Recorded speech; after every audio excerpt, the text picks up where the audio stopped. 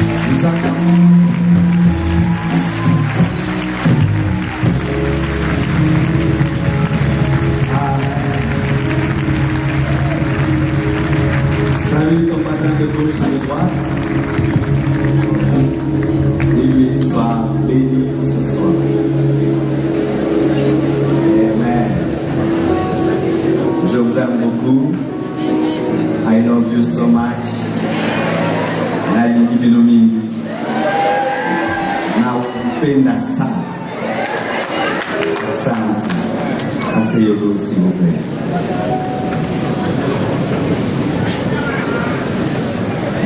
Excusez le fait qu'on est passé à la parole un peu tard, c'est parce qu'on nous a dit que vous travaillez ici. Amen.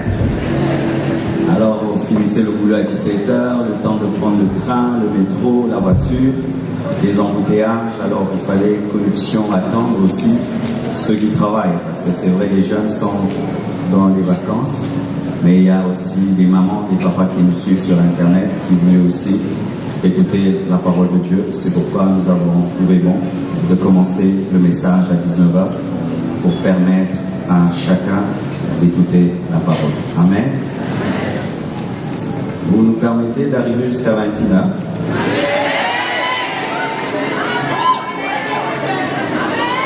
Ils sont pour? Ils sont contre? Ça va, 20h30. Amen. Je ne suis pas venu seul. Je suis venu avec ma femme. Okay.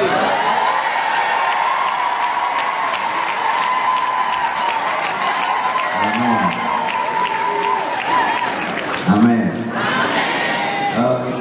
Moi, je ne suis pas marié à ma femme parce que seulement je crains Dieu. Je l'aime.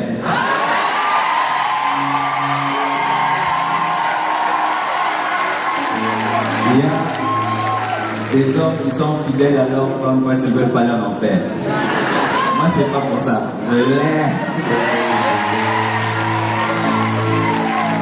Amen. Blanche va se tenir debout, nous allons la recevoir.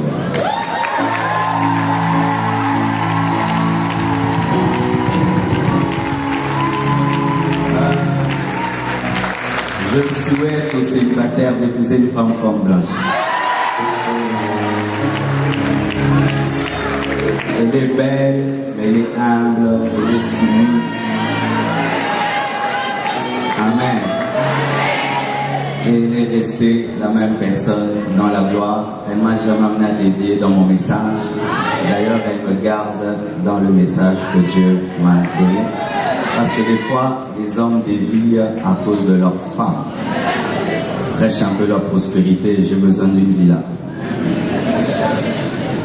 J'aimerais remercier tous les responsables des noyaux de la France, Bruxelles, Angleterre, Suisse, Allemagne, Belgique, qui ont aidé beaucoup le noyau de Paris dans l'organisation de cet événement. Que Dieu vous bénisse et qu'il vous rende au centime. Amen. Homme de Dieu, j'aimerais vous recevoir. S'il y a des serviteurs de Dieu au milieu de nous qui nous ont honorés par leur présence, j'aimerais personnellement vous recevoir. Partout où vous êtes, je vous prie de vous tenir debout, s'il vous plaît. Pasteur, prophète, apôtre, docteur.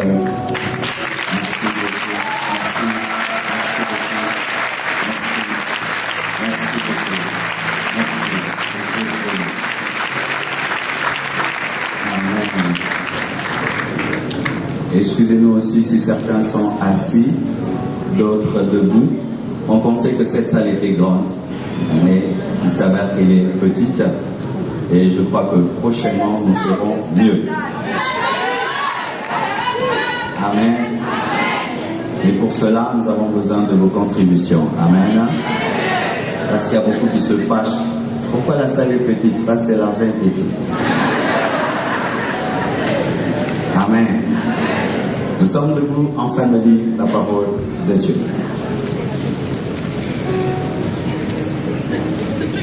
Marc 5, verset 1er jusqu'au verset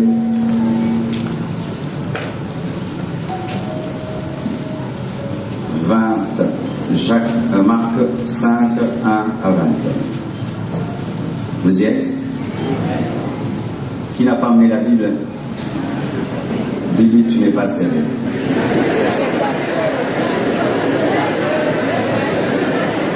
Amen. Nous lisons ensemble Marc 5, 1 à 20. 1, 2, 3. Allons-y.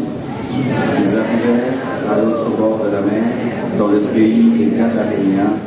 Aussitôt que Jésus fut hors de la barque, il vint au-devant de lui un homme, sortant des sépulcres et possédé d'un esprit impur.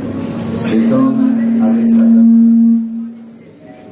Et personne ne pouvait plus le lier, même avec une chaîne, car souvent il avait eu des fers aux pieds et avait été lié de chaînes, mais il avait rompu les chaînes et brisé les fers, et personne n'avait la force de le dompter. Il était sans cesse, nuit et jour, dans les sépulcres et sur les montagnes, criant et se meurtrissant avec des pierres. Ayant vu Jésus de loin, il a couru, se prosterna devant lui, et s'écria d'une voix forte: Qu'y a-t-il entre moi et toi, Jésus, Fils du Dieu très haut? Je t'en conjure, au nom de Dieu, ne me tourmente pas.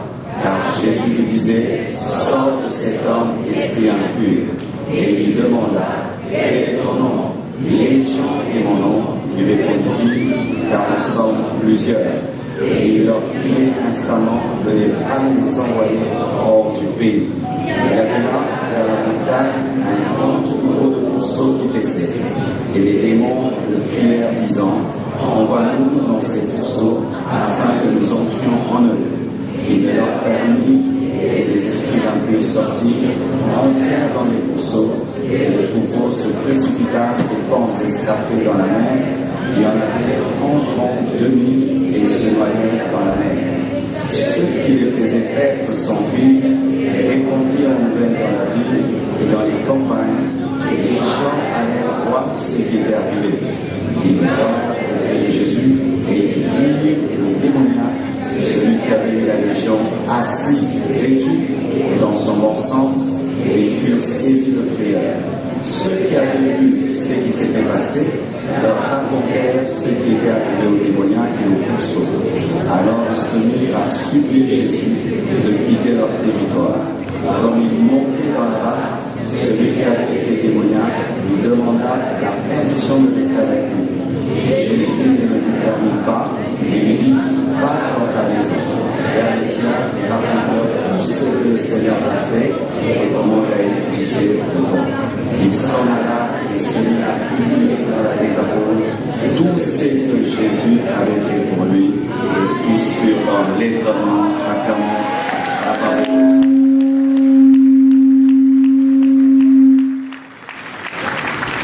Amen. Que Dieu soit loué.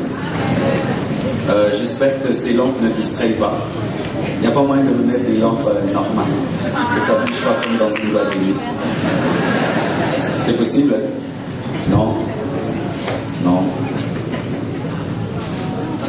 Là, il fait trop noir maintenant. Donc, les seules lampes prévues, c'est celles qui bougent. C'est bon. Concentrez-vous sur le prédicateur, d'accord? Amen.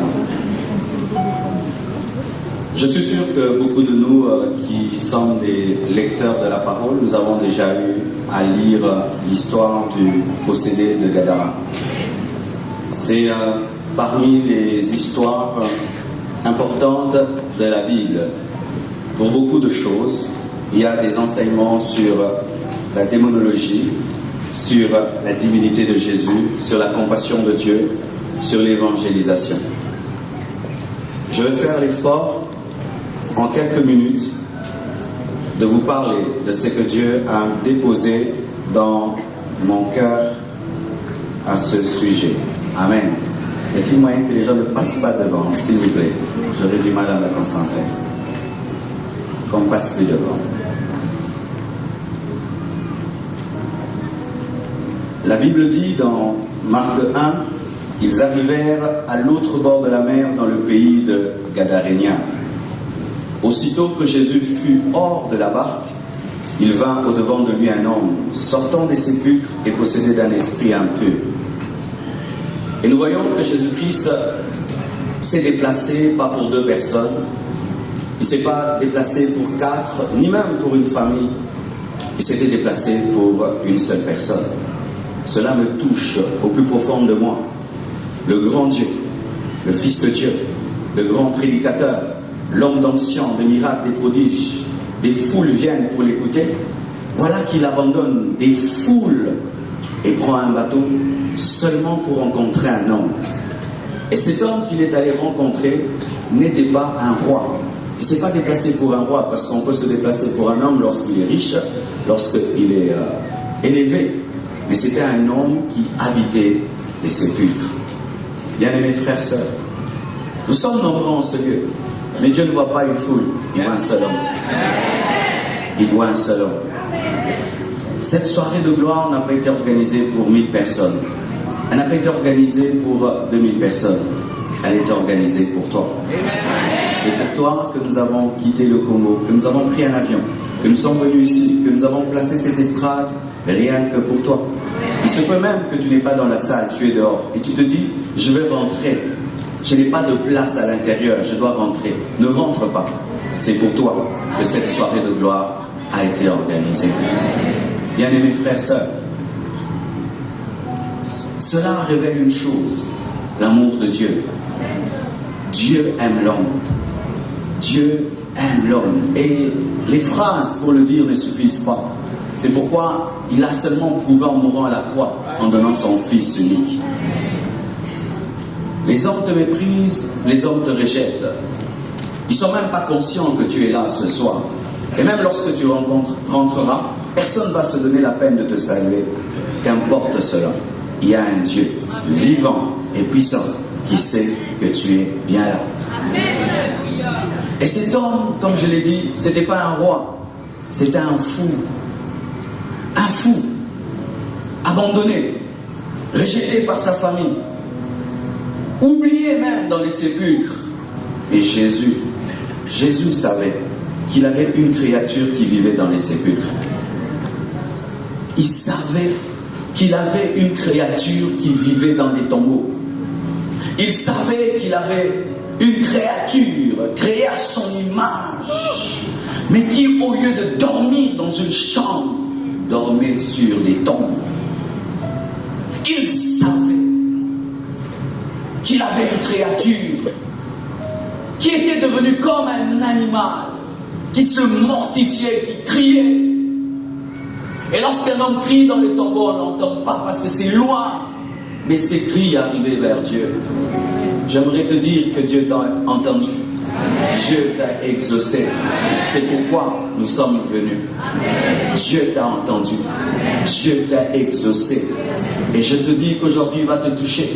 Aujourd'hui il va te parler. Aujourd'hui il va te transformer. Parce qu'il te connaît mieux que quiconque. Je dis il te connaît mieux que quiconque. Et je suis sûr, lorsque Pierre est arrivé à Gadara, et qu'il a vu se posséder, au-dedans de lui, il s'est dit, rien que pour lui, rien que pour cet homme. Mais Jésus-Christ ne voyait pas que cet homme. Jésus-Christ voyait 10 vies derrière cet homme. Et pendant qu'on t'appelle prostituée, Dieu ne voit pas une prostituée. Dieu voit une prophétesse qui un jour va venir.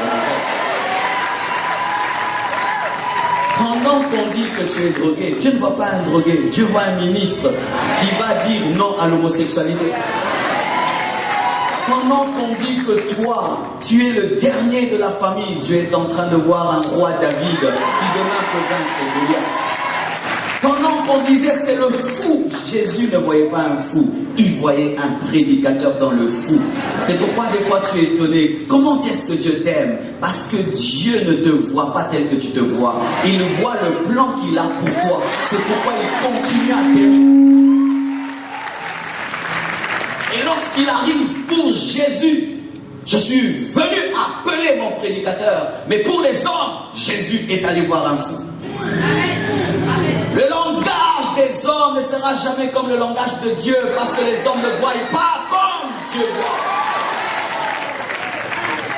Bien-aimés frères, sœurs, je prends très au sérieux ta présence en ce lieu, parce que je sais que le plan de Dieu pour toi est grand, il est puissant et il s'accomplira certainement, même si pendant des années tu as habité le sépulcre.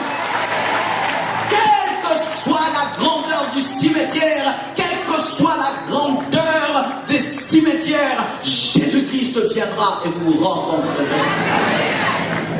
Et la Bible nous dit, lorsque Jésus-Christ a mis seulement son pied à Gadara, le possédé est venu. Mais il n'y avait pas que lui comme habitant, il y avait beaucoup d'habitants. Mais pourquoi lui est venu? Parce que c'était son jour. Pourquoi tu es venu? Parce que c'est ton jour. La publicité passait sur Internet, la publicité passait sur YouTube, sur Facebook. Ton ami a dit, j'ai pas le temps. Mais toi, tu as senti, je dois aller. Pourquoi? Il y aura une rencontre entre le divin et l'humain. Aujourd'hui, il y aura une rencontre entre le divin et l'humain. Et il y aura une explosion de grâce.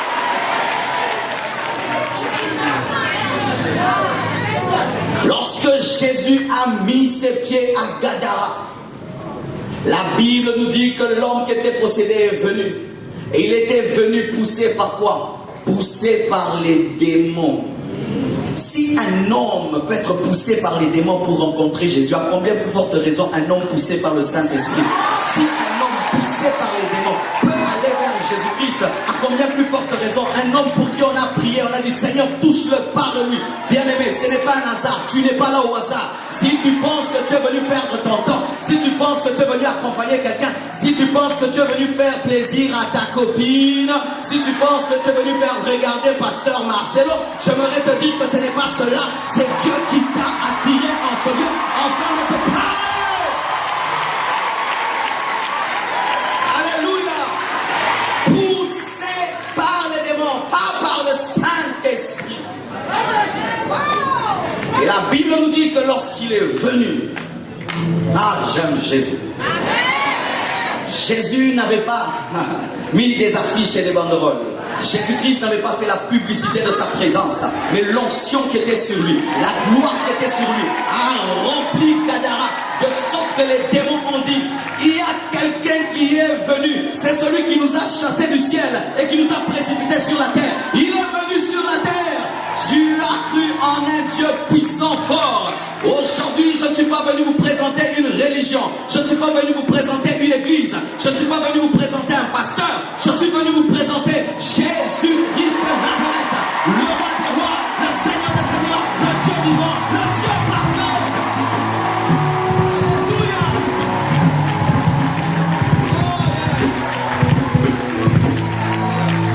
Alléluia. Il met son pied et qui vient l'adorer? Un démon. Jésus met son pied à Gadara. La Bible nous dit que le possédé est venu et il s'est prosterné. Il ne s'était pas prosterné parce qu'il était spirituel, il s'était prosterné parce qu'il était possédé.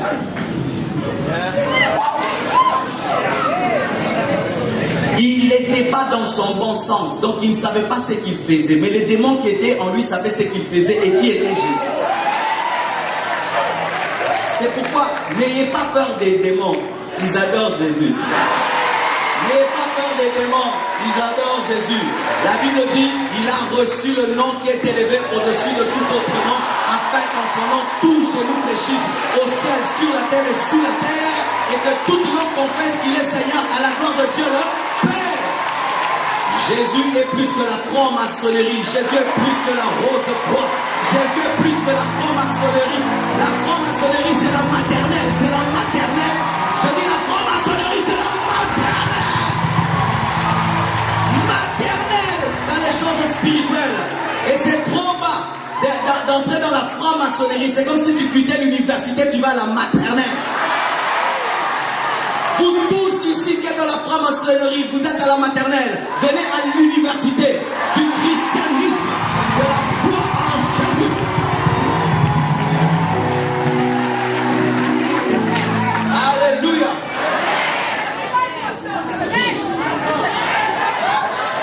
Et la Bible dit, le démon se prosterne et dit, Jésus, fils de Dieu. Jésus, fils de Dieu. Es-tu venu nous tourmenter avant le temps? Même les démons savent qu'il y a la fin des temps. Mais il y a des hommes ici qui ne croient pas qu'il y a la fin des temps. Il y a des hommes qui sont plus incrédules que les démons. Ils pensent que ce monde ne va pas s'arrêter. Ce monde va s'arrêter. Même si vous aimez votre France, ces choses s'arrêteront. Ce monde prendra fin un jour. La fin des temps arrive. Et tous les signes sont là. Et vous l'avez vécu déjà dans votre nation. Ce sont les temps de la fin. Là, il y aura des guerres et des bruits de guerre. Et lorsqu'on disait ces choses, on pensait que c'était seulement en Afrique. Mais quand ça vous arrive, vous comprenez maintenant les signes des temps de la fin. Jésus revient bientôt. Ce monde est en train de pourrir. Ce monde est comme un habit en lambeaux. Bientôt prêt à être brûlé. Et l'esprit l'a savait. Tu es venu nous tourmenter avant la fin des temps. Pourquoi? Parce que les démons savent que pendant un temps, ils agissent sur la terre. Mais un jour, ils seront jetés en enfer. Pour ceux qui ne savent pas, les démons ne sont pas en enfer. Les démons sont au milieu de nous. Les démons ne sont pas en enfer. Ils finiront en enfer, mais ils ne sont pas encore en enfer. Et le seul endroit qui leur permet d'avoir un peu de paix et de repos, c'est ton corps. Frères, sœurs, vous qui jouez avec le péché, vous ne comprenez pas. Le péché, c'est une invitation pour qu'un mauvais locataire entre dans ta maison et qu'il la détruise. Il s'appelle le démon. Lorsque vous vous livrez au mal, vous permettez au démon d'avoir un tout petit peu de répit en attendant d'être jeté dans le feu. Le péché ouvre la porte aux démons.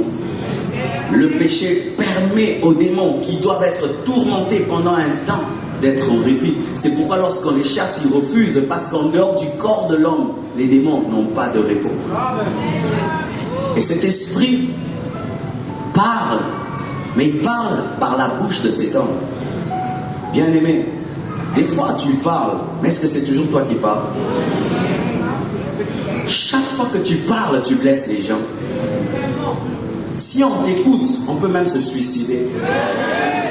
Tu insultes comme un démon. Tu dois te poser la question, qu'est-ce qui t'inspire aussi bien de faire du mal au cœur des gens? Les paroles qui sortent de toi sont toujours remplies de haine. Tout ce qui sort de ta bouche est impur. Tu dois des fois te poser des questions, parce qu'en ce moment-là, l'homme parlait, mais ce n'était pas lui. Et voyez, tout le monde disait qu'il était possédé d'un démon. Mais lorsque Jésus-Christ s'approche, il lui dit, quel est ton nom? Il dit, Légion, parce que nous sommes plusieurs. La présence de Christ a révélé la grandeur de son problème. Il n'avait pas un démon, il avait des milliers de démons. Bien-aimés frères, tu peux être là et tu penses que ton problème n'est rien du tout. C'est mon caractère. Alors que ce n'est pas que ton caractère, c'est la chose qui va t'amener en enfer. Alléluia.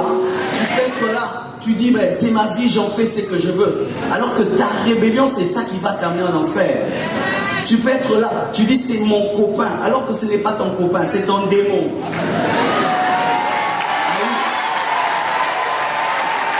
Tu peux être là.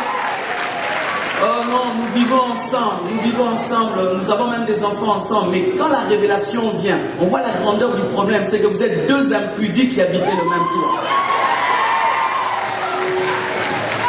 Alléluia. Je prends un peu de coke, Tu comprendras que c'est de l'esclavage. C'est pourquoi je prie que la lumière de Dieu vienne sur toi, afin que tu comprennes que ce qu'on appelle un démon, c'est une légion. C'est une légion d'esprit. Que ton problème n'est pas si simple et qu'il faut une solution puissante. Et il a dit à Jésus, es-tu venu nous tourmenter avant le temps? Parce que Jésus-Christ lui disait, esprit impur, sors de ce corps. Voyez ceci. Jésus-Christ parlait, les démons criaient. Pourquoi? Jésus-Christ est plus fort. Il est plus puissant. Aujourd'hui, l'église crie, les démons parlent. C'est anormal. L'église parle, les démons crient. Mais nous crions, les démons parlent. Nous crions, démon, sors! Et puis les démons disent, je ne sors pas. Je ne sors pas. Mais tu vois, le frère, il a transpiré. Le démon n'a même pas transpiré. Ce n'est pas normal. C'est nous qui avons le pouvoir. Jésus parlait, les démons ont crié.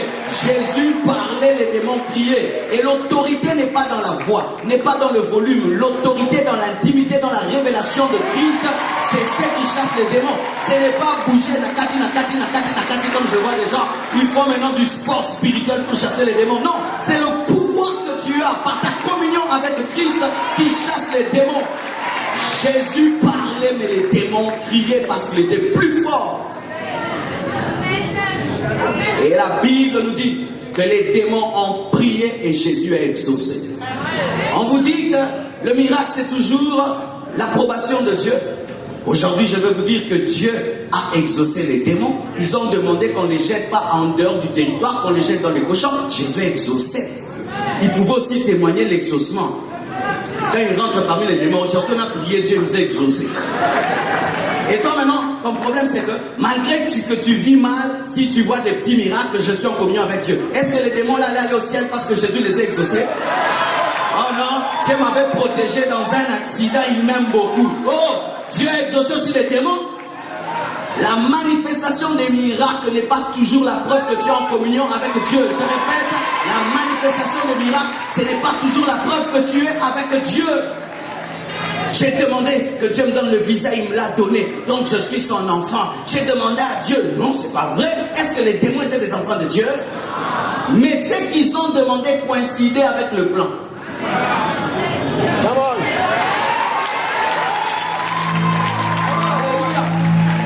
Ça coïncidait avec le plan. Pourquoi? Il voulait aussi juger ces hommes qui étaient en train d'élever les cochons alors que les cochons étaient des animaux interdits en Israël. Il a fait d'une pierre deux coups.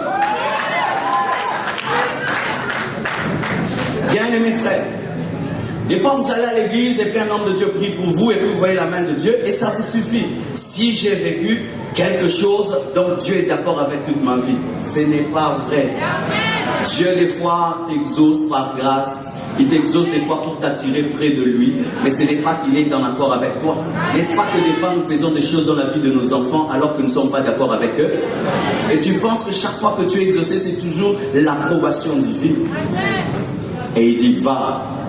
Et les démons quittent cet homme. Et ils entrent dans 2000 pourceaux et qui se jettent dans l'eau. 2000. Cet homme avait en lui plus de 2000 esprits. 2000. Et toi, tu en as combien? Tu en as combien? Souvent, j'ai remarqué qu'il y a des esprits qui marchent toujours ensemble. Si quelqu'un est impudique, il est souvent menteur. Parce que si tu trompes ta femme, tu dois mentir que tu viens du boulot.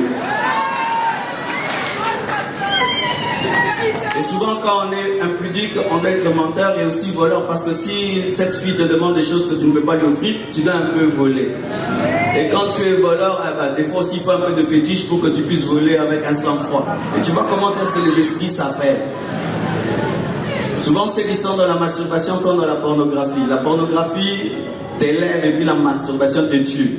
Ce sont des choses qui vont toujours ensemble. Qu'est-ce qui va ensemble dans ta vie? Qu'est-ce qui va ensemble? Tu as remarqué, il y a toujours des péchés qui se collent. Lorsque tu commets celui-ci, il y a toujours l'autre qui vient après, et puis l'autre, et puis l'autre, et puis l'autre. Aujourd'hui, si tu as la foi, Dieu va briser ces cycles, il va te libérer. Pas d'un esprit, il va te libérer de ces choses. Alléluia.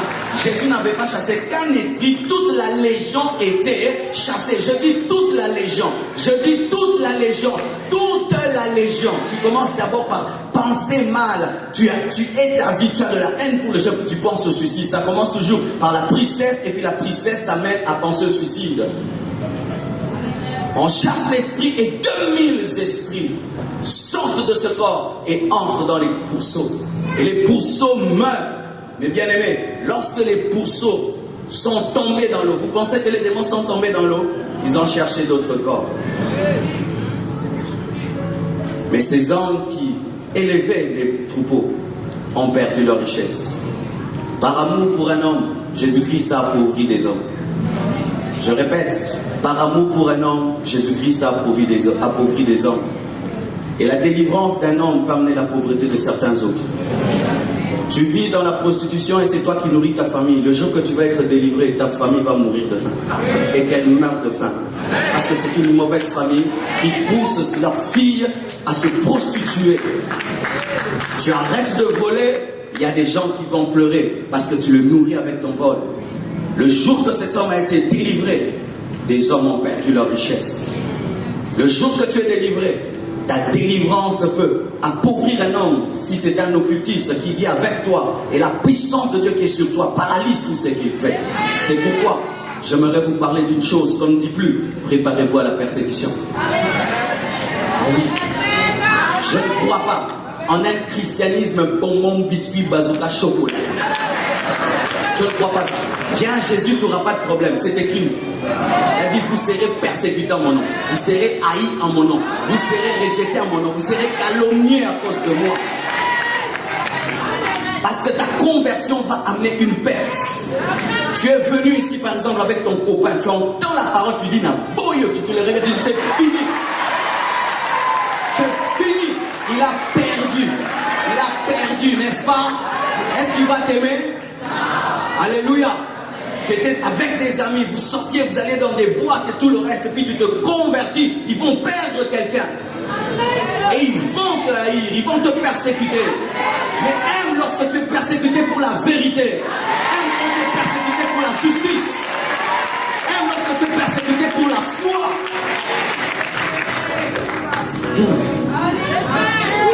Peux-tu dire que tu aimes Dieu? Il suffit seulement que tu sois un tout petit peu persécuté pour ta foi, pour que tu abandonnes et tu viens vers les pasteurs. Pasteur, vous ne m'avez pas dit toute la vérité, mais ça devient dur. Ah, ça sera plus dur. Ça sera plus dur. Il n'y a pas de disciple qui soit supérieur à son maître. La Bible dit tous ceux qui vivront dans la justice seront persécutés. Lorsque tu crois en Jésus, il y aura des persécutions. Et c'est un bonheur que de souffrir pour celui qui a souffert pour toi. C'est un privilège que de souffrir pour celui qui est mort à la croix. Je suis heureux lorsqu'on me calomnie à cause de Jésus. On dit je suis magicien mais j'ai l'onction. Alléluia. Je suis heureux.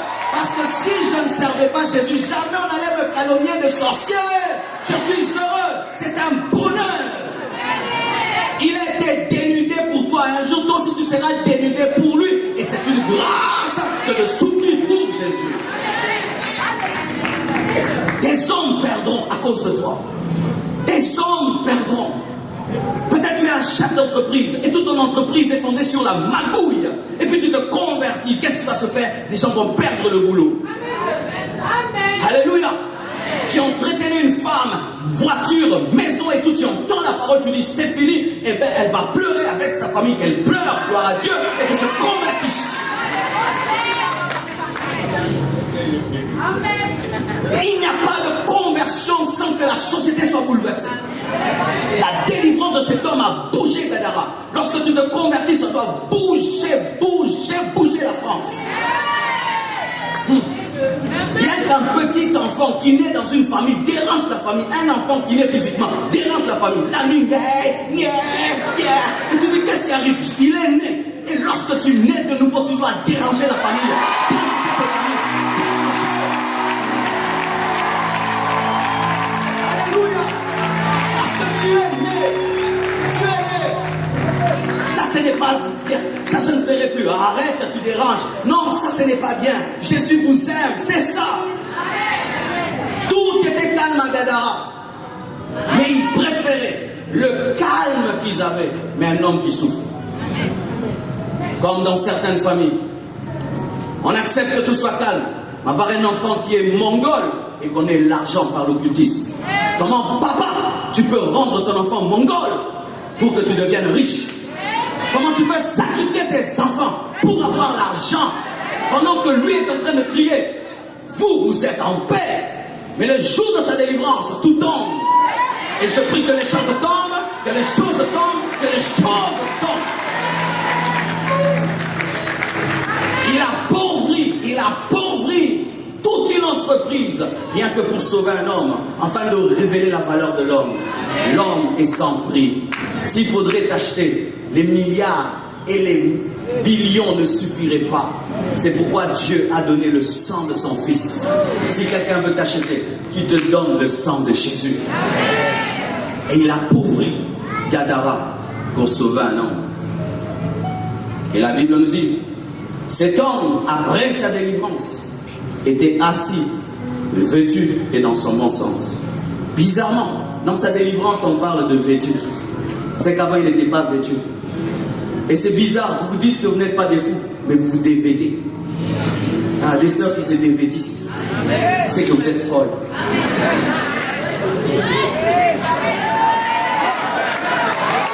Après sa délivrance, il était vêtu. Vêtu. Mais je dis, c'est vrai. Comment une femme peut décider de sortir? Elle dit, aujourd'hui, je vais montrer mes cuisses. Tu es folle. Tu es folle. Ah oui? Tu es folle. Aujourd'hui, ils vont voir ma poitrine. Tu es folle. Tu es folle. Non, c'est à la mode, oui, c'est la mode des folles. Ouais, à la mode, Kardashian des folles. Beyoncé des folles. Ah oui, c'est de la folie parce que c'est honteux. C'est honteux. Je dis c'est honteux. Je dis c'est honteux. Mais c'est honteux. Mais toi tu n'as pas honte. C'est quoi? C'est la folie. Parce que les fous n'ont pas honte lorsque tout le monde trouve qu'il devait avoir honte. Un fou, il peut être là tout nu et il conduit sa voiture. Et quand une sœur est folle, elle est en mini, tout est dehors. Je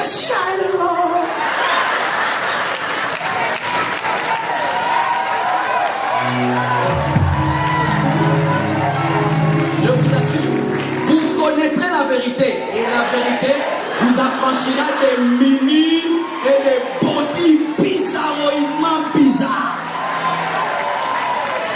Et des fois, vous dites non, parce que nous sommes en France, nous sommes à Paris. Archi faux. J'ai fait l'étude de leurs mœurs. Il fut un temps, ils s'habillaient très très bien. Très très bien. Très très bien. C'est Paris, c'est Bruxelles.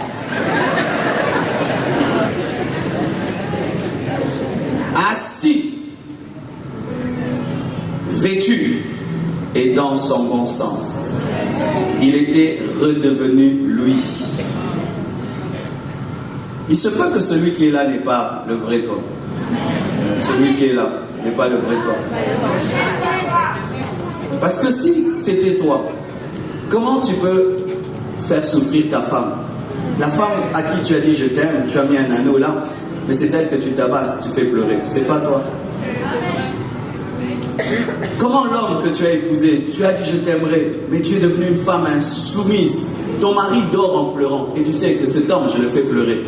C'est pas toi. C'est pas toi. Au fond de toi, tu connais la parole de Dieu, tu connais la loi de Dieu, mais tu vis à l'encontre et tu t'entêtes parce que c'est pas toi. Mais la Bible nous dit cet homme était dans son bon sens. La puissance de Dieu est capable de te restaurer. Elle est capable de faire que tu sois le vrai toi. Que Dieu te donne le bon sens et qui permette à ce que tu reviennes à la surface. Et là, l'Esprit de Dieu me parle des rétrogrades. Au milieu de vous, il y a des gens qui, un temps, avaient un haut niveau spirituel. Tu priais beaucoup, tu craignais Dieu, tu étais un modèle, un exemple. Mais aujourd'hui, tu es rentré dans le monde. Tu n'es plus toi. Même si tu fais semblant, même si on continue à te respecter comme avant, mais au fond de toi, tu sais que tu n'es plus toi. Sois sincère avec Dieu, afin qu'il te libère et qu'il te restaure. Car j'aimerais vous dire, vaut mieux être un inconverti qu'être un rétrograde. Parce que l'inconverti pêche sans la connaissance, mais le rétrograde pêche en connaissant la volonté de Dieu. Ça fait un temps que tu as abandonné Dieu. Tu l'as abandonné. Tu es parti loin de lui. Il veut te redonner le bon sens. Et voici, lorsque Jésus libère cet homme, et Jésus s'en va parce qu'il était venu que pour lui, cet homme veut le suivre. Et moi je me dis c'est normal. Beaucoup après qu'ils aient été guéris par Jésus, l'avaient suivi. Et Jésus ne les a pas rejetés. Mais là, cet homme veut suivre Jésus. Jésus lui dit non, va prêcher dans ta famille. Va dire ce que Dieu a fait pour toi. Parce qu'il était plus important qu'il soit en Décapole, qu'il soit près de Jésus physiquement. Voici une chose. Et là, j'aimerais parler à vous qui êtes convertis. Souvent, nous nous comportons comme ce possédé. Après que Dieu nous ait délivrés, nous ait transformés, qu'est-ce que nous faisons? Nous venons à l'église. On écoute le pasteur. Chaque dimanche, on dit Alléluia, gloire à Dieu. Et c'est tout. C'est pas ça la vie chrétienne. Tu dois aller dire au monde ce que Jésus a fait pour toi. Et je bénis Dieu. Il y a un puissant mouvement de réveil qui a commencé en France. Et je vous dis, où des jeunes commencent à prêcher l'évangile dans les métros. Prêcher l'évangile au coin. On m'a dit il y a 2-3 jours, des jeunes ont pris un piano. Ils l'ont mis au coin. Ils ont commencé à chanter le gospel. Oh la France, bientôt, vous allez vivre ce qu'on vit au Congo. Et même si vous ne le voulez pas, ça va arriver. Mais ça, c'est déjà un peu le Congo, non? Regardez dehors. Ça, c'est le Congo. Nous, au Congo, on met les tentes dehors, là. On met les baffles. Ça vous arrive, ça va venir. Le réveil va venir. Le tsunami spirituel va venir. Ah, je vous dis, vous avez jeûné, prié, les portes du ciel, les fenêtres du ciel sont en train de s'ouvrir pour un puissant réveil en France. Je vous dis, le jour que ça s'accomplira, vous saurez que Dieu avait parlé. Un puissant réveil est en train de venir. Mais cela n'est possible que si vous allez prêcher en Décapole. Dis avec moi Décapole. Dis Décapole. Dis ma famille c'est Décapole. Mon université c'est Décapole. Là où je travaille c'est Décapole. Mon avenue c'est Décapole. Mon quartier c'est Décapole. Alléluia, le métro c'est Décapole. Le train c'est Décapole. Lorsque vous allez quitter cette réunion, allez prêcher à Décapole. Parlez à vos amis, parlez à vos frères, parlez à vos soeurs. Qu'est-ce que vous allez leur dire? C'est que Jésus a fait pour vous. C'est que Jésus a fait pour vous. Oh, bien-aimés frères et sœurs, voici une prédication que je te donne, celle qui ne rate jamais. Tu aimerais la connaître? Je ne te dis pas d'aller prêcher en grec, en hébreu, au pneuma, eschatos, sotériologie. Va dire, j'étais dans les sépulcres. Va dire, j'ai porté des chaînes. Va dire, un jeune homme de 33 ans, Jésus m'a rencontré. Il a dit, démon sort, et j'étais transformé. Ça ne rate jamais. Pourquoi? C'est ta vie. Ce n'est pas le livre de quelqu'un. Ce n'est pas l'expérience d'un autre. C'est ce que tu as expérimenté. Et ce que tu as expérimenté, tu peux le défendre parce que toi-même tu l'as vécu. J'étais drogué, j'étais libéré. J'étais une prostituée. Je suis devenu une femme au foyer. J'étais un voleur. Je vis dans l'honnêteté. Je voulais me suicider. Aujourd'hui, j'ai la joie de vivre. Dieu m'a pardonné mes péchés. J'ai le Saint-Esprit en moi. Allez dire cela. Allez dire cela. N'ayez pas honte. Dites ce que Jésus a fait pour vous. Prêchez-le. Annoncez-le. Chantez-le. Dites-le.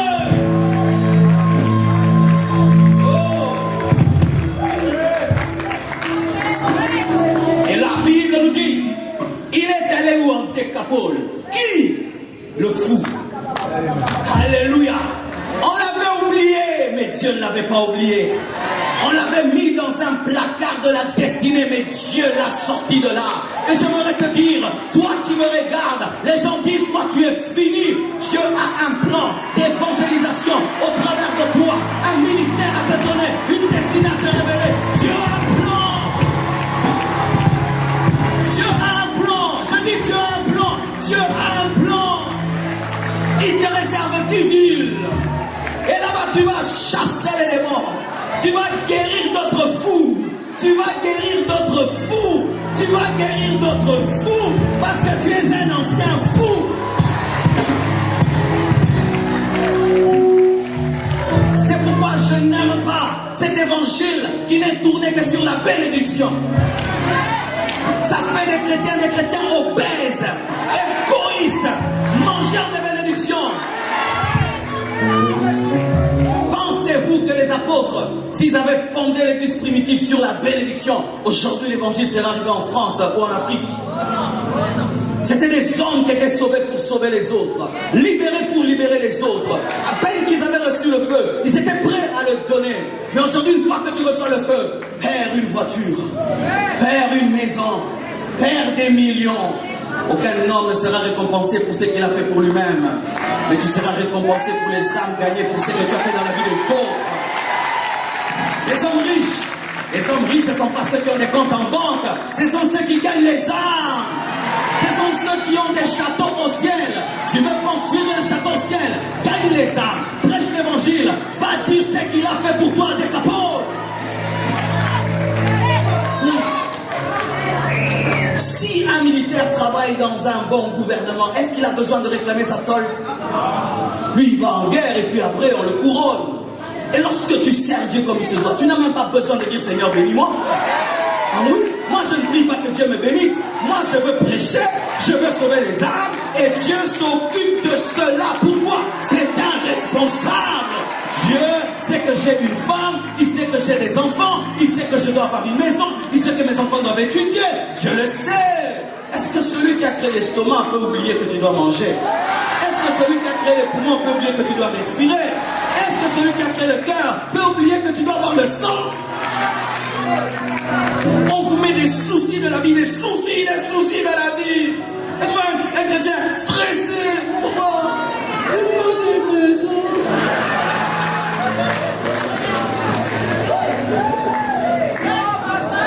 Alléluia. Cherchez premièrement le royaume des cieux et sa justice, et le reste sera donné par-dessus. Par-dessus, revenons à la parole fondamentale, revenons aux bases de la parole, et vous ne chercherez pas les bénédictions vous chercheront. Je n'ai rien fait pour que cette salle soit payée. Des gens ont payé cette salle, des gens ont payé l'hôtel, des gens ont envoyé le billet. Moi je fais quoi? Je prêche. Je prêche seulement. Et vous allez payer encore Bercy, je prêche.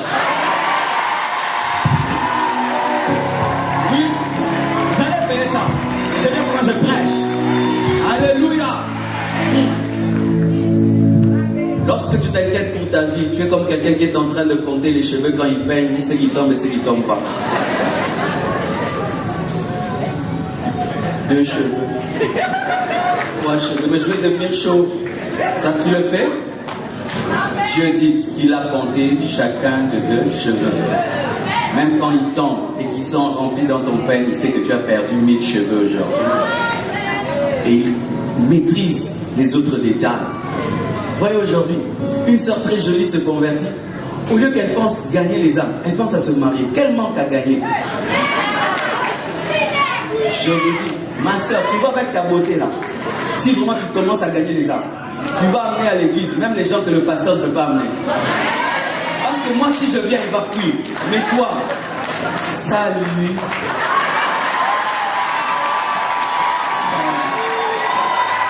Faites-le, je vous dis, faites-le. Tu l'as fait dans le monde, tu vas le faire pour Jésus-Christ. Tu l'as fait dans le monde, tu vas le faire pour Jésus. Et qu'est-ce qui arrive?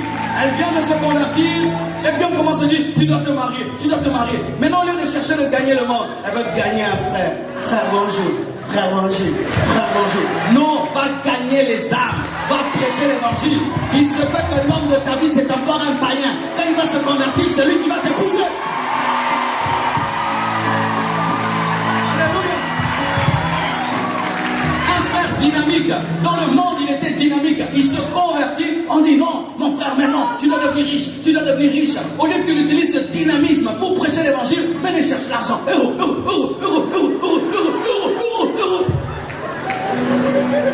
Et ça fait que nous ratons le réveil. Parce que qu'est-ce qui amène le réveil? C'est lorsque les nouveaux convertis prêchent l'évangile. C'est comme ça que le réveil arrive. Notre église a commencé 800 personnes. L'année qui vient, 1000 personnes. Après, l'année qui est venue, 2000. Après l'autre année qui est venue, 4000. Là, nous sommes à 4800 personnes. Une croissance de 800 personnes en 3 mois. En 3 mois, 800 personnes. Comment? Je leur ai inculqué. Ici, les choses de mariage, non. Vous donnez d'abord les âmes. Et vous savez, il se marie, et il se marie, et il se marie. Pourquoi? Dieu est un responsable. En sortant de ce lieu, allez prêcher l'évangile. Allez prêcher l'évangile. Il veut entrer dans la barque, mais il n'y avait pas de place pour lui.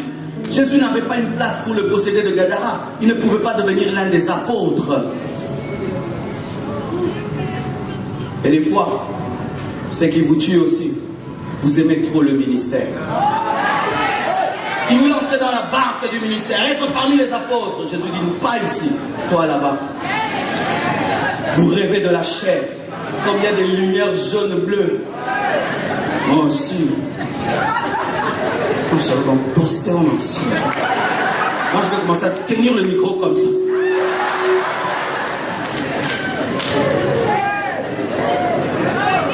Vous voulez, pasteur, apôtre, à peine converti, on l'appelle évêque.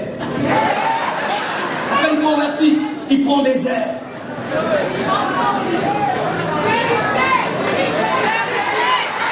Il faut qu'on transporte son sac. Parce que lui, il voit des visions. Sortez de l'orgueil, sortez de l'orgueil, sortez de l'orgueil, sortez de l'orgueil. Dieu cherche des serviteurs, Dieu cherche des serviteurs. Et si vous ne savez pas, il y a des fidèles assis sur les bancs qui gagnent les âmes plus que les pasteurs sur les chaires. Il y a des fidèles sur les bancs qui gagnent les âmes plus que les pasteurs. Au dernier jour, nous serons étonnés, certains fidèles seront plus récompensés que leurs leaders. Ne vous distrayez pas en cherchant des glorioles dans le ministère. Nous, quand nous sommes convertis, ce n'était pas pour prêcher, c'était pour servir Jésus. Un jour, Dieu te parle, il te dit de tout abandonner, tu le fais, mais nous ne l'avons pas cherché. Et lorsqu'il a voulu entrer dans la barque, Jésus l'a dit, je n'ai pas besoin de toi, j'ai déjà Pierre. Pierre, si tu viens ici, va t'étouffer, Pierre. Si tu commences à entrer dans les problèmes de l'église où tu veux des postes, tu serais étouffé par un Pierre. Il est à côté de votre pasteur. Lui, il arrête tout le monde. C'est un numéro 5. Il bloque tout le monde. Vous connaissez votre Pierre dans votre église? Lui, il bloque tous les petits. Il vous bloque. Il vous bloque. Alors, Jésus savait que Pierre va bloquer le possédé de Gadara. Mais il voulait déjà que la décapole soit sauvée. Il dit, ne viens pas ici dans cette barque. C'est dangereux. Il y a Judas ici. Va en décapole. Bien-aimé, lorsque vous vous battez à avoir des responsabilités et Dieu s'oppose, il vous protège des blessures. Il vous protège des blessures. Il vous protège des blessures. Parce qu'il est possible de servir Dieu puissamment. Tu aides les orphelins et les veuves. Qui le sait? Mais tu le fais.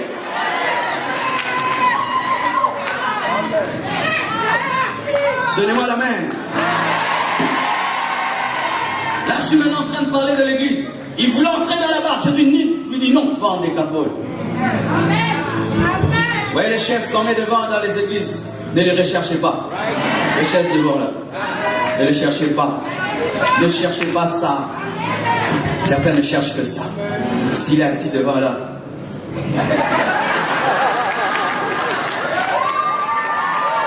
tu t'es converti pour une chaise, que tu sois derrière, que tu sois devant. Si tu es un grand homme, tu es un grand homme. Tu es un grand homme. Ce n'est pas la position que tu as dans le culte qui détermine qui tu es, mais c'est ce que tu as à l'intérieur. Que tu me mettes dehors, que tu me mettes dedans, c'est toujours moi. Mais nous nous battons maintenant, être devant, être dans la barque là, où il y a Jésus, Pierre, Jacques et Jean. Orgueil. Et cet homme a compris. Il a laissé Jésus partir, mais il a gardé dans son cœur et il est allé prêcher. Souvent, venons, nous écoutons une parole après le culte. Quand les émotions ont pris fin, nous oublions. Mais lui n'a jamais oublié. Il a rencontré un homme qui lui a prêché, qui l'a libéré. Et quand Jésus a disparu physiquement, il l'a gardé dans son cœur. Lorsque tu viens dans une réunion et que Dieu te parle, ne reste pas dans les émotions et les sensations. Mais pendant qu'on prêche, Tu es en train de prendre des graves décisions. Pratique ces décisions. Dieu t'a dit quelque chose, va le faire. Sinon, tu es venu en vain, tu as perdu ton temps. Il fallait que tu restes à la maison. Prenez des décisions. C'est pourquoi ce soir, nous allons prier pour des personnes qui sont dans des sépulcres, pour des personnes indomptables. La famille n'arrive pas à te dompter, l'église n'arrive pas à te dompter, l'éducation, rien n'arrive à te dompter. Tu brises toutes les chaînes. Tu es un rebelle au-dedans de toi. Tu te rebelles contre tout. Et les gens ont même dit qu'ils ne peuvent plus t'aider. Nous allons prier pour des personnes qui hier ont aimé Dieu, mais qui aujourd'hui l'ont abandonné. Et nous allons prier pour ceux qui sont décidés d'aller prêcher en Décapole. Que Dieu vous bénisse.